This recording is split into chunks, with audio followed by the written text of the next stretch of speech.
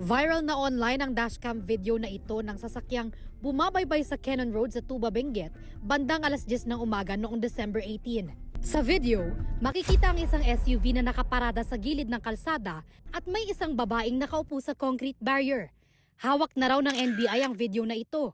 Sabi ng NBI, tugma ito sa mga naunang lumabas sa investigasyon sa pagkamatay ni dating DPWH Undersecretary Catalina Cabral. Noong paakyat pa lang daw sila ng Baguio, huminto muna sila at umupo sa gilid ng kalsada.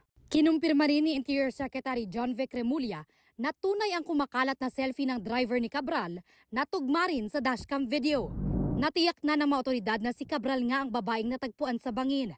Kaya nakatutok na raw ang PNP sa pag-iimbestiga kung ano nga ba ang nangyari kay Cabral.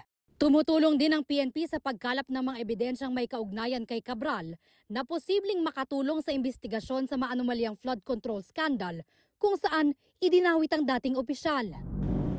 Nagsagawa ng crime scene reconstruction ng PNP CIDG, SOCO at Forensic Unit. Isinalaysay ng mga nagpapatrolyang pulis kung paano nila sinita si Cabral at ang driver nito nung unang beses itong pumarada sa gilid ng Cannon Road. Nandiyan po nakaparado dyan. Dito po banda dyan. Nakikita po kasi namin dumadami, nakaupo dyan. Sir, may problema po ba yung sakyan niya? Sira po ba? Kailangan po ba ninyo ng tulong? Sabi po ng driver, wala po, nagpapakil lang po si madam. Ay ganun po ba? O sige, kung ganito na lang po, maghanap kayo ng ibang parkingan, probada po yan, baka mabangga kayo ng mga dumadating na sakyan. Maghanap po kayo ng safe na parkingan na malilim. Ganito katarik ang bangin kung saan nahulog umano si dating DPWH Undersecretary Catalina Cabral. Ayon sa pulisya, nasa 20 hanggang 30 metro ang layo ng kalsada sa bahagi ng ilog kung saan natagpuan si Cabral. Hindi pa binigay ng pulisya ang resulta ng pagsusuri nila. Nag-iimbestiga na ang NBI sa 2 silid sa hotel sa Baguio kung saan nag-check-in si Cabral at ang driver niya.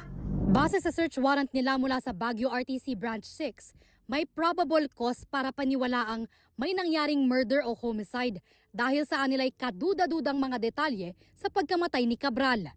Nakita ang 2 paper bag at shoulder bag na pambabae na may mga larawan at identification card ni Cabral. Nakita rin ang mga credit at debit cards, mga susi, legal documents, prescription drugs at ilan pang mga papeles habang wala namang nakitang kahit anong electronic gadget sa kwarto.